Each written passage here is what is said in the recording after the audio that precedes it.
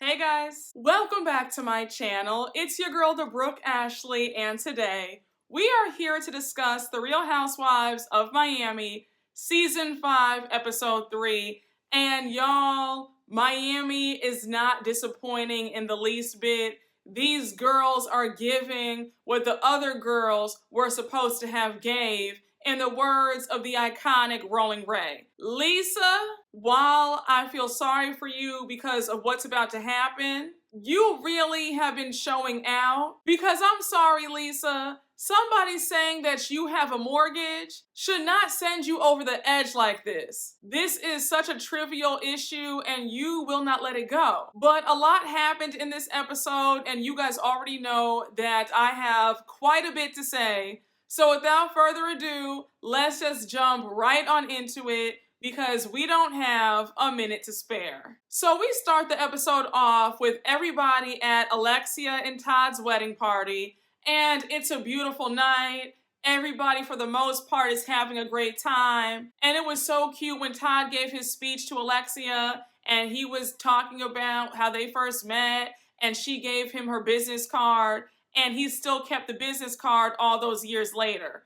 I also thought it was really touching when he said, "You've gained 2 daughters and I've gained 2 sons." I'm happy for Alexia finding love again. You can tell that she and Todd are a good match, and I'm happy that she's finally having her wedding and she was able to celebrate with her friends and family. Now, on to the drama. While the fireworks show is going on, you have Lisa storming off.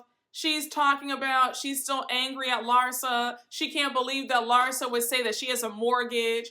And I was just thinking, Lisa is too old for all these temper tantrums at her big age. And this is somebody else's night. It's not about you right now, Lisa. And one thing I've noticed about Lisa can be very self-absorbed. The fact that you can't put your own feelings aside and just enjoy the night speaks volumes. I understand that Larsa pissed you off and you have a right to feel how you feel, but it shouldn't be at other people's expense. Alexia and Todd paid good money to host everybody. The least you could do is have a good time. And Lisa was giving very much elementary school, talking about Larsa's so mean. I can't believe she said that to me. And then when Larsa passed by, she said, "Hey Larsa, I'm talking about you, by the way." And I was thinking, if I were Larsa, I would have paid you dust. Because I'm here to dance, have a good time, drink, mix and mingle with the people, and eat some good food. I'm not here to argue with you or anybody else. Now, when Larsa and Lisa started going at it, I said, how many times can you argue about the same thing? If I hear the word mortgage one more time, I'm going to scream. And you kept saying the same thing. Larsa, why'd you go below the belt? Why did you say that? You insinuated that I can't afford my lifestyle. Like, Lisa, it's enough. This is such a trivial thing to worry about. If somebody is insinuating that you and Lenny aren't as rich as you claim to be, then why should that bother you? As long as you know the truth, then why are you so upset? You repeated a dumb joke. Larsa got upset about it. She shaded you. You shaded her back. Let it go and move on. Or at least schedule a coffee date or a lunch date to hash it out with Larsa, but don't do it at somebody else's event. And to be honest, with Lisa acting so erratic about having a mortgage, I really believe that Lisa had a feeling that Lenny was cheating and wanted out. If things were good at home, she wouldn't be this offended about the mortgage comment. Now, when Lisa and Larsa started raising their voices, it got a bit too loud. I was glad that Dr. Nicole broke it up and said, "Look, y'all, this is not the time for this. Alexia and Todd have gone through too much for their night to be ruined." Even Marisol jumped in because you know that Marisol and Alexia are best friends. So Marisol's like, "Look, you're not going to ruin my girl's night, so don't even try it." And anybody would feel that way. If I'm throwing an event or a dinner, I do not want to hear or see any drama. I don't want to hear any arguing. Y'all better suck it up and take that outside,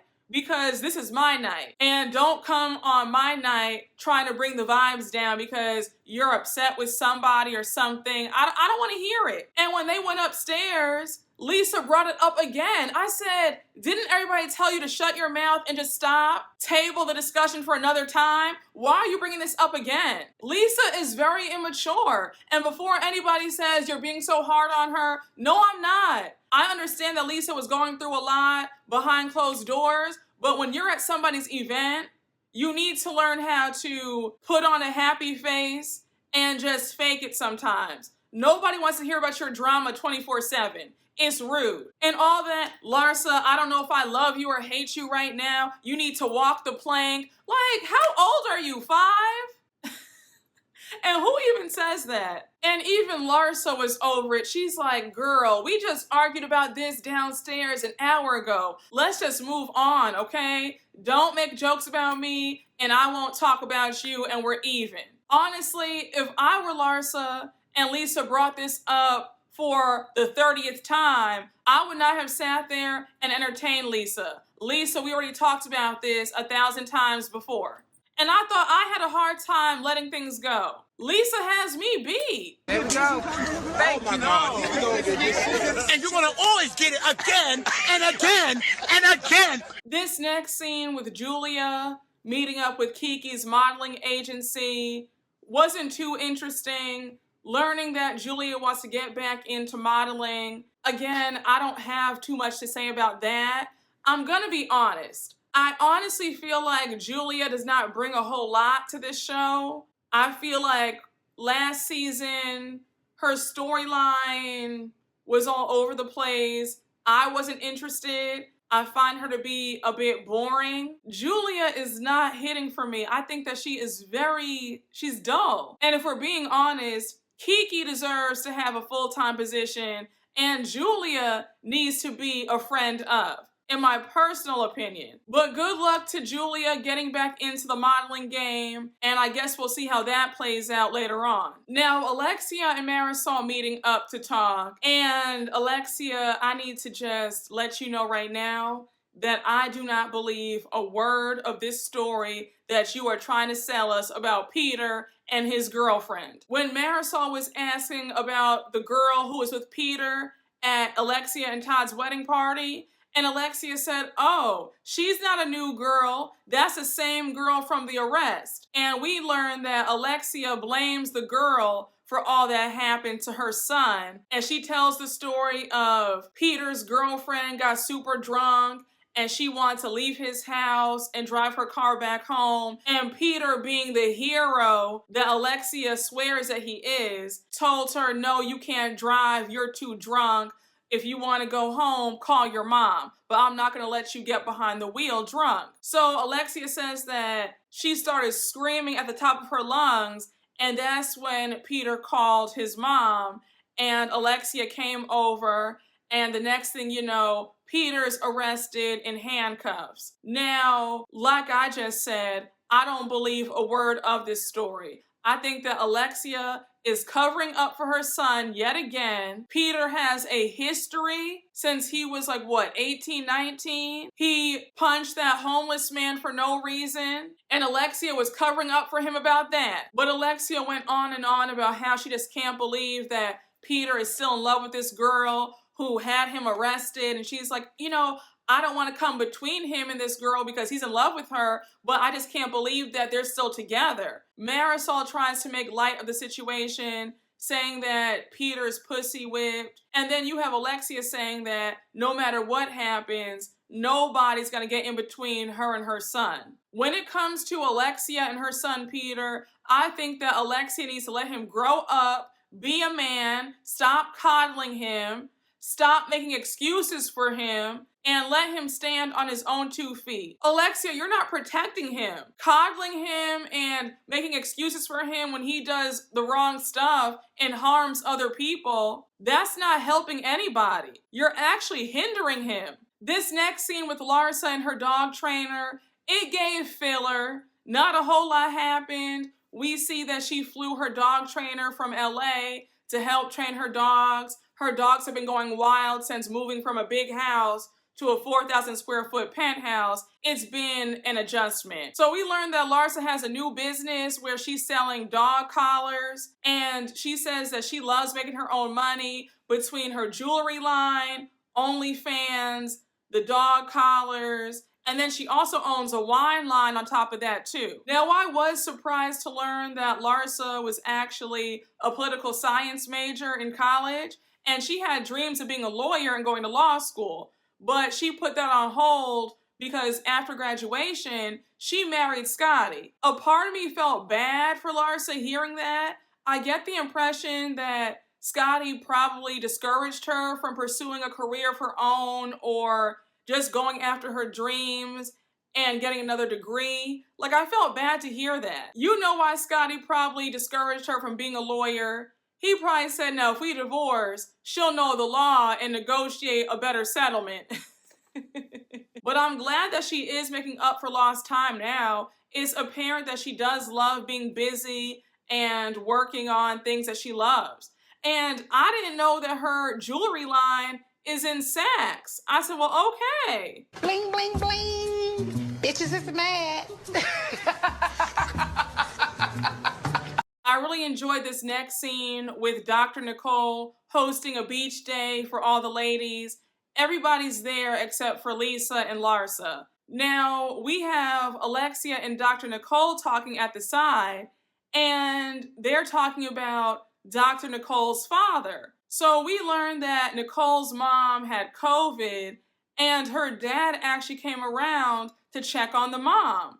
So now Alexia says, well, look, he's trying, and you need to stop being so hard on your dad and give him a chance. So Nicole makes it clear that she's not there yet, and I got so irritated with Alexia trying to guilt and shame Nicole for how she feels. And Alexia killed me when she said, you're holding a grudge, like that's your father. You need to get over it and forgive him. He's trying. And then when Alexia said in her confessional that Nicole's acting like a spoiled little daughter, I said, Alexia, how dare you? One thing about Alexia can be very self-righteous and very judgmental, and it's very frustrating. Nicole, you have every right to set boundaries and feel how you want to feel. If you don't want to talk to your dad again, that's your right. Don't let anybody guilt trip you and make you feel like you're a bad person because of how you feel. And you have the right to keep your dad at arm's length if that's how you feel about it. It's so weird how the person who's the victim has to forgive the person who inflicted the pain on them. How does that work?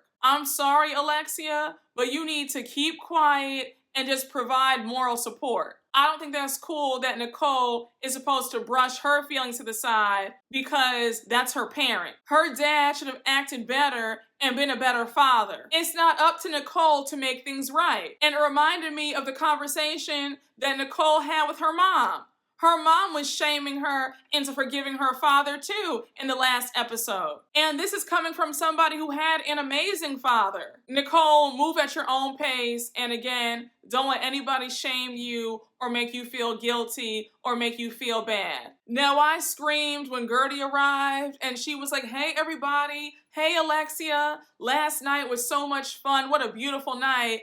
And then in the confessional, she said, Alexia and Todd, their party was beautiful and all, but it was a bit tacky for them to have tip jars for the bartenders. You can't have the bartenders begging for tips at an elegant affair. Who does that?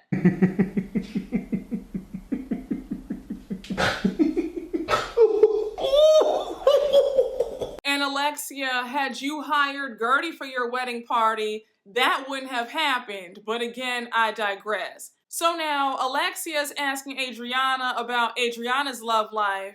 And we learned that Adriana and the last guy she was dating last year, remember that guy Jacob? He kind of gave Lenny Kravitz vibes. He was cute, but you could also tell that he was a clout chaser. We learned that he just stopped talking to Adriana last year, and he posted some video of Adriana crying with no makeup on, and then he made a caption saying, I'm popping her cherry. And then Adriana says that she felt completely blindsided by Jacob, and she couldn't believe that he would do that to her. Now, Adriana, I could have told you that while Jacob was cute, he wanted status. He was chasing fame. He looked extremely thirsty, And I never thought that he was with you for right reasons. I thought he only got with you because you're on TV. But we learned that Adriana's date that she brought with her to Alexia and Todd's wedding, he's a doctor. He's like around her age. He was cute, but there are some rumblings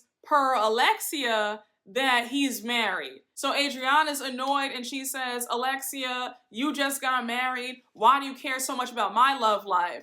And I said, that's a very strange reaction to have. And I get the impression that Adriana is feeling like it's her last chance at love, so she would gladly turn a blind eye to this man being married. Now, of course, Lisa and Larsa get brought up since they're not at the beach day, and Alexia brings up Lisa being touchy over the whole mortgage comment. So Alexia says that the other day, she flat out asked Lisa if Lisa has any say-so or if she has any knowledge about the finances in her house.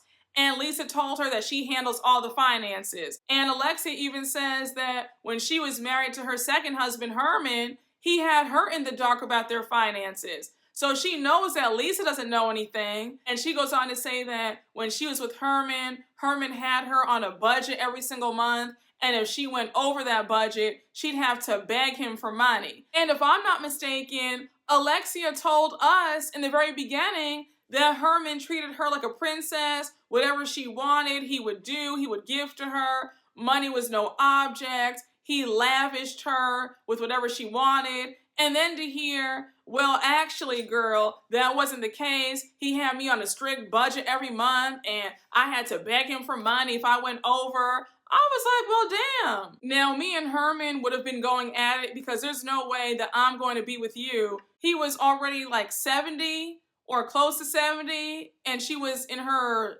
mid-40s when Miami first aired, and he's sitting up there making her beg for money. Oh no. Sir, we're not doing this. You're gonna give me what I want. I'm sure Alexia's happy to be with the man that she's actually attracted to this time around and has some money. But they all say that Lisa needs to check her finances, know what's going on, make sure that her name is on the deed of that gorgeous home on Star Island. Adriana lets us know that when she and her ex-husband bought their house together, she found out that her name wasn't on the deed. And if I'm being honest, Adriana's ex-husband, that French guy, always gave me low-key wannabe fraudulent vibes. He was pretending like he had all this money but really didn't. I remember he wanted them to live on a boat. Remember that in the earlier seasons? And he was driving around in that old Rolls Royce that used to break down every other day. Ladies, may we get a word? Hide the money, y'all. There's poor people around. With your broke ass. Now, this next scene with Alexia and Peter meeting up for lunch, I was so over it. More of the same BS. And may I say, Peter has one of the driest and dullest personalities that I have ever seen. He looks checked out, and I'm like, I don't need to see this on my screen. Can you look alive? I was just so over it. It's the same old thing from Alexia. If I hear one more time about how much she tries not to be so hard on Peter because her parents were hard on her, and then she brings up that she's trying to forgive Lauren, Peter's girlfriend, because of what she did to him.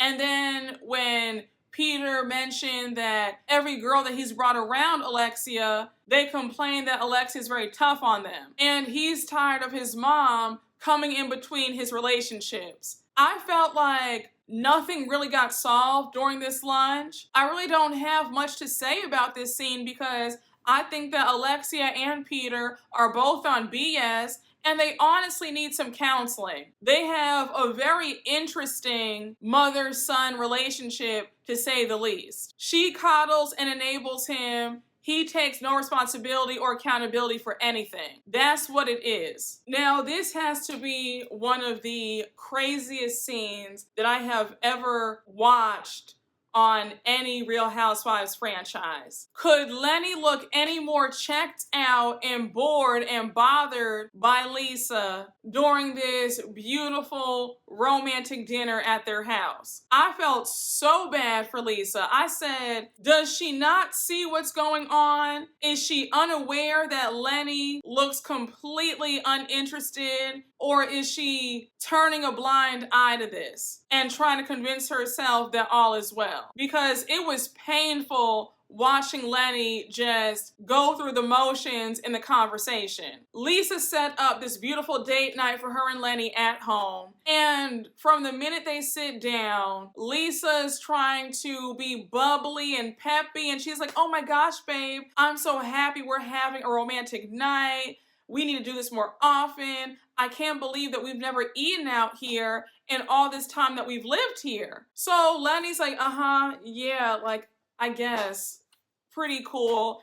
And I said, Lenny's not even trying to hide his disdain for his wife. But Lisa brings up how they're going to tell the kids about putting their family dog Jax down. We learned that Jax has a condition where he can't move his legs. Now, you would think that Lenny would at least try to look engaged during this part of the conversation, right? Because she said, do you want to talk to the kids about Jax being put down? And he was like, no, I don't want to do that. I don't want to talk to the kids about death. And the conversation got worse as the night went on. Lisa brings up Larsa and she says, you know, babe, Larsa and I got into that spat, but I can only imagine what she's going through because she was married to Scotty for over 20 years. Like, I could not imagine being in that boat, right? Like, can you imagine? And when Lisa brought that up, Lenny had his head down because you know he was thinking, girl, you're about to be in the same boat as Larsa. But Lisa wouldn't be Lisa if she didn't bring up the whole mortgage debacle. And she's like, babe, we don't have a mortgage. And she kept saying that. So Lenny says that Larsa sounds stupid and doesn't know what she's talking about because they don't have a mortgage. They actually have a home equity credit line. So he says that he took this line of credit out 3 or 4 years ago, and it's a good way to get cash instead of selling property. Now, when Lenny said that he opened up this credit line 3 or 4 years ago, honestly, I wouldn't be surprised if Lenny had been planning to divorce Lisa years ago and he wanted to make sure to get his affairs in order first. And remember, when the show wasn't on the air, Lisa did say that a few years back, they had separated, Lenny moved out, and he had an emotional affair with another woman. So I wouldn't be surprised hearing this timeline. I get the impression that Lenny had his foot out the door years ago. But just a theory, I could be wrong, but it wouldn't surprise me. Now, may I also point out that food looked amazing. That king crab looked delicious. My mouth is watering as we speak.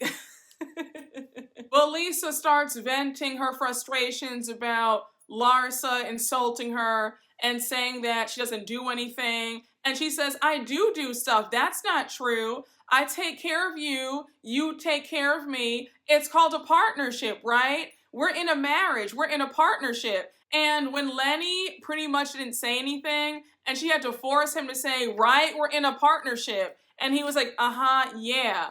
And I said, Lisa, this man is damn near telling you to your face that he does not want to be with you anymore. And the fact that it's pulling teeth for you to have conversation with your own husband is very telling. I wouldn't even waste my time with Lenny. I would have said, Lenny, do you want a divorce? Just say it, because the way you're acting, clearly you don't want me. To watch Lenny treat her so poorly really pissed me off. Lisa does not deserve this at all. At the end of the day, yes, you can fall out of love with somebody, but don't treat the mother of your children like crap. Just disgusting. This dinner felt like a bad omen because it went from bad to worse. The house manager runs out to inform them that their nanny fell in the shower and they think that she broke her arm. So Lisa and Lenny rush into the house to check on her. They're like, oh my gosh, she's in pain. You have Lisa freaking out. She's like, let's call 911. Let's get an ambulance to the house. And then you have Lenny screaming, saying, no, it's not a serious injury. Like, do not call an ambulance. We'll get an Uber for her or a driver, but we are not going to get an ambulance to come and pick her up. So Lisa is super confused. And then we have Lisa asking her chef what he would do. And she says, wouldn't you call 911? And he says, yeah, that's what I would do. So of course, Lenny comes back in the kitchen. He hears her and he says, Lisa, what did I tell you? Do not call an ambulance, call an Uber. And then he's rattling on about how an ambulance is only for severe injuries. And if they called an ambulance for the nanny, it's like an abuse of the system. So he is screaming at her. And I felt so uncomfortable watching that. I would not be surprised if throughout their marriage, there was some verbal abuse going on, because that's what that gave. I felt like if the cameras had not been there, he might have hit her. The way Lenny looked, his eyes looked crazy. I mean, there was no reason for him to get so upset over her wanting to call 911. And I also felt like Lenny didn't show any care or concern about the nanny's well-being. He almost seemed annoyed, like, oh my gosh, this just ruined the night. Like, I don't know, I just felt very weird vibes. It felt very sinister. All I know is that Lenny would not be speaking to me like that. It would have been a problem. I understand that you might feel a bit flustered right now, but you're not gonna scream at me. But that's where the episode ends, and I was shaking my head because that had to be the date night from hell. Lenny could care less. He was over it. And then for the nanny to be injured, and then he's screaming at her to not call 911. A hot, raggedy mess. I'm very anxious for this reunion because I can't wait to find out more about what really went down in their marriage. Something tells me that Lisa wasn't as happy in that marriage as she's trying to portray. I think that we're gonna find out that Lenny was probably awful to her, because the way he was acting about her calling 911 for the nanny spoke volumes. But y'all, Miami is really that girl. The drama is chef's kiss, and they're really coming in hot. Now, for episode 4, I'm probably going to combine it with episode 5. It just works better for my schedule, so look out for a double recap, okay? But I have not forgotten about episode 4. I had to rewatch that episode 5 times because that ending had me shook. Lenny is a sick man, but we'll talk more about him later on. But as always, thank you guys so much for watching. I hope you all enjoyed, and you already know what to do. Please make sure to like, comment, and subscribe, and I will see you all later. Bye.